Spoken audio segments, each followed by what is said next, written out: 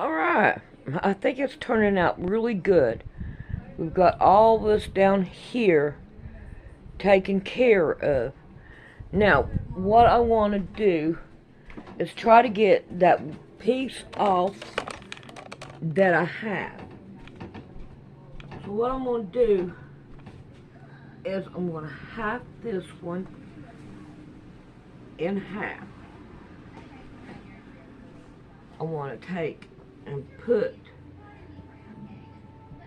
sewed to sewed right here and make it half, and I'm going to start putting pins down it so I don't lose it. Alright, we'll be back.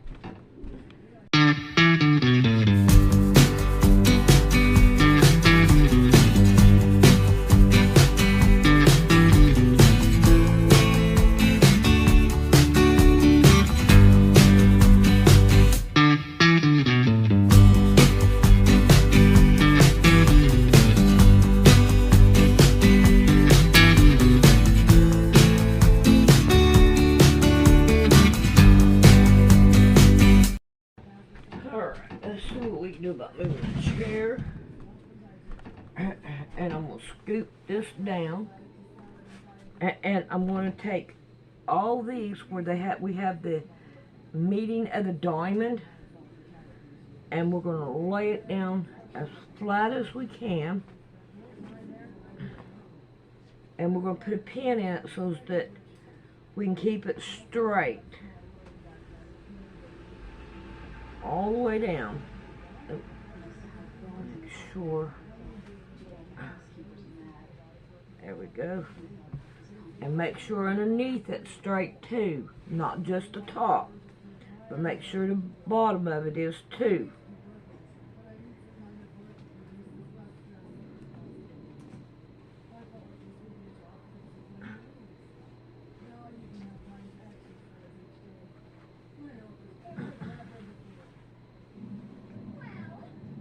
There we go.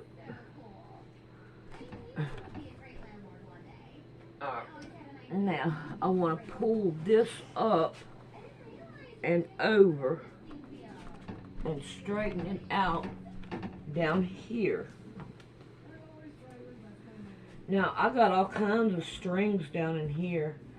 I'm not going to worry about them because I'm fixing to cut them off. Oh, I got the wrong side. This is the side I need, not this one. Oh, ow. That means I need to refold it and do it. Dadgummit. Why did I do that? Because it was easier. A whole lot more easier. Don't come up here, Mama Cat. Alright. Let's see what we can do about folding it the other way. Mama Cat. Come on. Come on, get up here. Go on. Go on.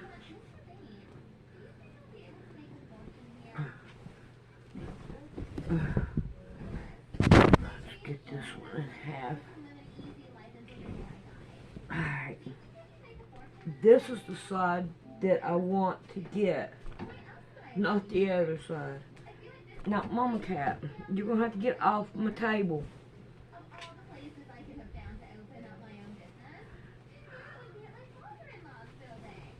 Okay, right here is this. So which side do I need? This side right here. Mama Cat, you are making it hard on me. Alright, let's see if we can't get this side.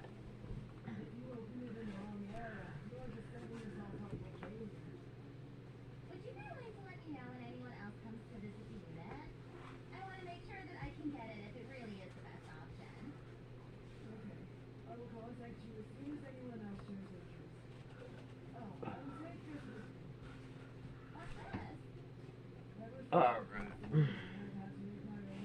Let's see what we can do about pinning it down.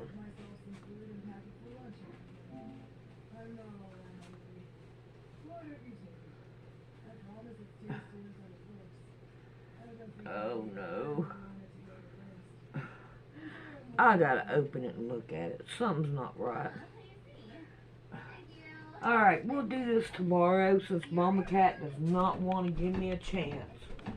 I'm gonna let her lay down because it's night outside. Okay, it's not on here. So I am going to go back to what I was doing. Alright, I'm gonna pull this up to where, oh, there's Mama Cat. I found Mama Cat. She's in the chair. Alright, I'm gonna put this right up against the table here. And I'm going to put a couple of things on here to hold it still. Alright, I want one more to hold it still, so we'll be right back while we get another clamp.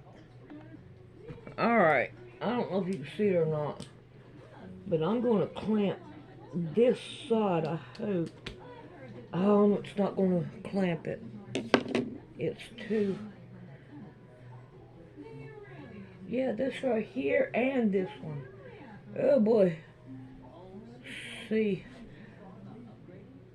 I may cut two sides just to make sure. Alright, we got this. Okay, you want out again? Alright, here we go. Go. Alright, let's see. I have this. Now, I want to take from here and try to make it level going across so that we can cut it level. Try to walk softly here. Yeah, walk softly. We've got people that get offended and hurt by and things. this is, I guarantee it's going to offend people. There's no doubt that the establishment of Israel in 1948 was a prophetic event. It's something that God allowed, or it wouldn't have happened. But at the same time, when you read here the verbiage of Mr. Pike and Mr. Mazzini, who took over the Illuminati after Adam Weishaupt, you can see that the creation of Israel was the plan of the Illuminati. It was, we could say a lot about the Rothschild involvement in it, but the nation of Israel was created, and Zionism, we talked about C.I. Scofield and how he was financed, this guy that wasn't even paying child support, he belonged to one of the elite clubs there in New York where many millionaire and billionaire Jews went that financed C.I. Scofield. Why would they do that? We talked about the Tavistock Foundation funding dispensationalism and the pre-trib position. Why? Because Zionism will be the flashpoint of the final war. Zionism has to exist for this hatred to continue between the Zionists and the Muslim people. They're both being used as pawns in the game. And for the Israel of God, and I'm not here saying this evening that it's right. Israel has a right to have a country. They have a right to defend themselves. And I'm not saying anything like that, that they don't. But we have to realize that they are not the nation of God just because of their genetics. Yeah. And this is a creation to use as a flashpoint for the final conflict, which we've talked about in all of these scriptures tonight and these other confirmations. Right here it is. They tell you their plan right there. And, it might be good for us to believe that they mean what they say. And you can see these first two world wars just as planned. And you can see World War III here, according to the Illuminati plan, it's coming off without a hitch. It's so true. And David, it is an hour. We've been an hour, and I'm not halfway through some of the stuff that I wanted to bring up. So I'm going to ask you, first off, since you're here and we're live right now, do you want to continue this show? And then I'm going to ask the audience, would you like us to continue? Because this could mean another 30 minutes to an hour. So, David, I want to ask you first, since you kind of have the say since you're here. Well, I say let's cap it here, and like I say, there's so much here we can talk about to come back and talk about next week, the red heifer. And why don't we see? I just bet there's some people in the chat that might have some questions. Let's maybe take a couple questions and then pick it up and finish it up next week. What do you think? I think I'm in agreement, because I do have, and it could take more than an hour, the rest of what I presented. I usually try to keep our shows in a certain period of time, because I know that after a certain period of time it does become hard for both of me and David, because after a certain period of time you're not going to get much out of us after that. So we go 2 hours, I could be starting some new doctrines or something. Yeah. And in all honesty, we present a tremendous amount of documentation, layered spiritual truths, and it's hard to maintain an intensity of focus, not only in teaching it, but also in receiving it. Yeah. So I think it might be good to just take a breath, reflect on this. I know a lot of people say, well, we listened to that 2 or 3 times, and I can understand why. So let's just take a breath and let's just see what's on the mind of the folks in the chat, because I know this is, in these times, it's an uneasiness, and like the other night, right before we recorded, Dean, I said, well, is this it? Are we going to, are the taters going to roll here? And it didn't. But one of these days, the taters are going to roll. The taters are indeed going to roll. Yes, they are. And I have to say that I am thankful to be able to present this. And we were going to speak on the red heifer, which I'll just give you guys a little insight into what we're going to be talking about next week when me and David come back and speak on these subjects. But all right, I have this right here is sewed down. I hope you can see it good. But I got sewed down now. And I think what I'm going to do is take an iron to it and then turn it over and we'll pin it down. The red heifer sacrifice, something that is started in Numbers 19. You can read about it there, about the sacrifice, about how the ashes were intended to purify the people. And this hasn't been done for thousands of years. This is actually the last time, according to what I've read, the last time it was done was when Herod's temple was built. There's a lot building up to this. There's many different words on this. I don't think it's going to happen on Passover, because it's not a normal sacrifice that they would do, and so they wouldn't do that on the Sabbath. I don't think it's going to happen. I think we have time before they're going to do it to be able to do this show. I think that it's important they're going to do it correctly, and it means a lot of different things to a lot of different people. And there's some very powerful people that would love for nothing more than for a temple to be built right there on that mound. And then there's people that would do anything, including possibly shoot missiles towards a site in order to keep that from happening, or maybe even march in to the Temple Mount and set up camp. What do you think, David? I think that's the teaser right there. I mean, this thing unpacks in all kinds of different directions, and tune in next week and we'll go full meal deal on the red heifer. All right, so I'm going to ask this question because I see it. First one I see popping up, the chat's moving so fast, it's making my head spin.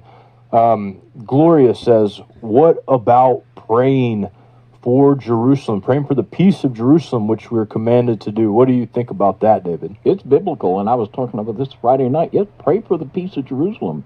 And the average person in Israel is much like the average person in America or the average person in Russia. They don't give a doodle about all these geopolitical moves for control. You know, the average Jewish person isn't into all kinds of evil. They're victims and they're pawns in the game, just like we are.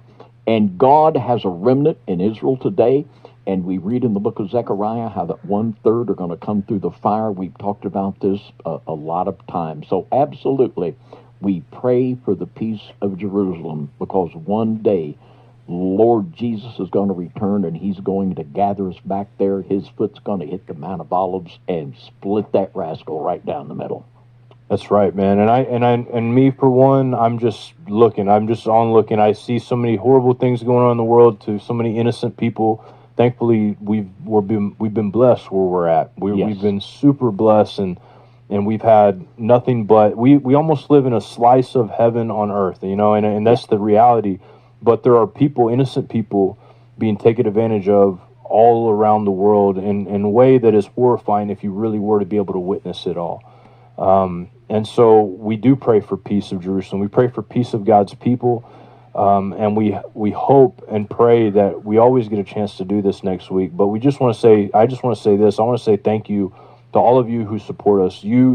Without you guys, our ministry and Now You See TV or FOJC could not do what we do. We, unlike a lot of other platforms out there, we don't get paid by Google. We don't get paid by YouTube. We don't get paid by Facebook. We don't get paid by Instagram. We don't get paid by any of these big corporations. Everything that we get paid to do, we get paid generated based off of what you guys are willing to do for us. So we're thankful for what you guys do to support us, even if that just means sharing our videos, hitting the like button, leaving a comment that's uplifting. I got the opportunity, and I love this. I just want to say this. I feel really just the need to say this, but I was eating out at a restaurant the other day, and this happens, I would say, fairly often. I'm sure it happens to David too, but somebody came up to me and they just wanted to see me, and they just started crying, and I was just I just couldn't believe it, and they apologized, and I was just saying, you don't have to apologize. If you see us, me and David, we're out there, feel free to approach us. Unless you're going to approach us angrily, then maybe you shouldn't do that. But we're thankful for you guys as much as you guys are for us. I know people say that all the time, but we really do mean that. And we hope and pray that you guys have a great Passover, great time with your family. We're praying for peace for all of you. And that's really all I have to say, David. I'll leave it to you, and you can end us out. All right. Well, I just echo what John says to the greatest degree. We are, as you can tell by listening to the Midnight Ride, it's not a seminar on how to win friends and influence people. We give you the whole counsel of God, and it's going to offend a lot of people. The truth will offend a lot of people, and that's all right, because the truth also will find a home.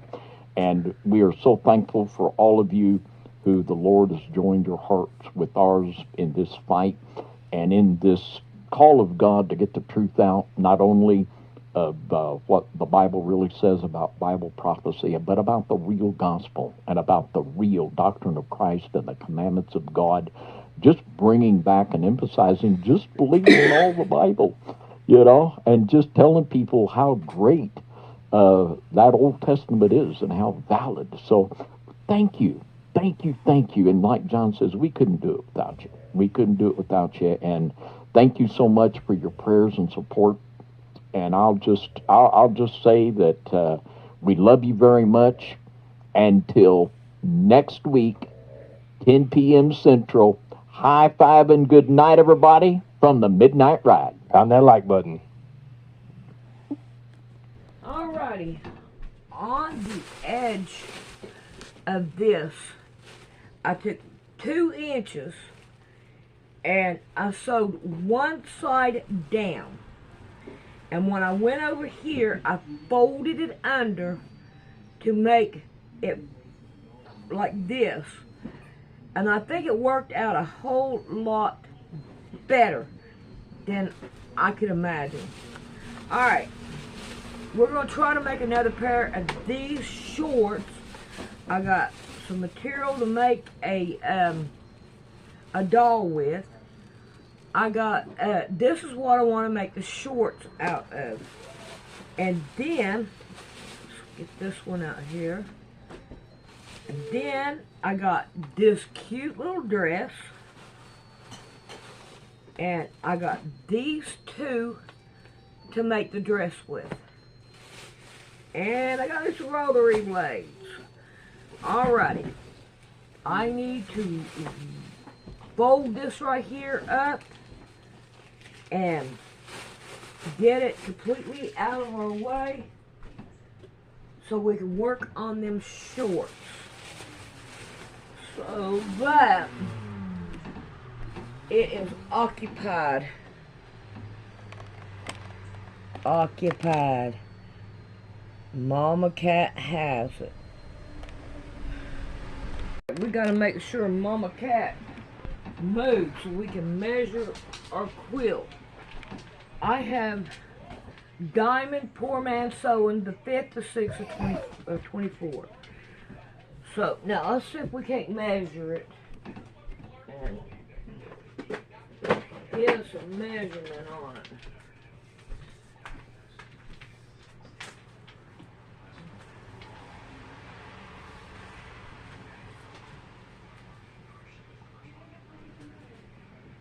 Come on.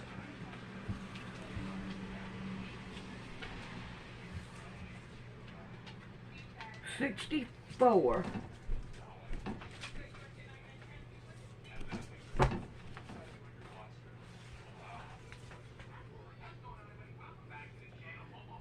By whatever it is.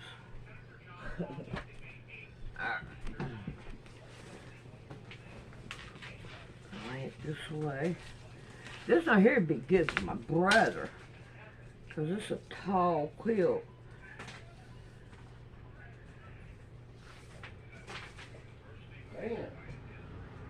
Okay.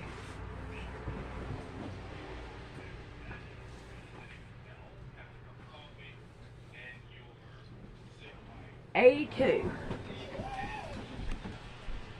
$82.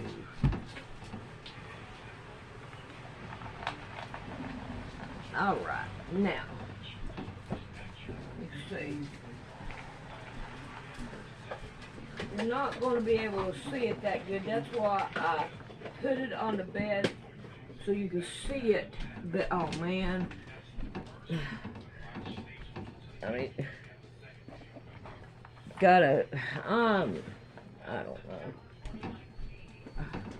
All right, so here it is, the best that I can show you. I think it looks pretty good. And I think my brother will like it. Alright, I hope you enjoyed. We will see you later.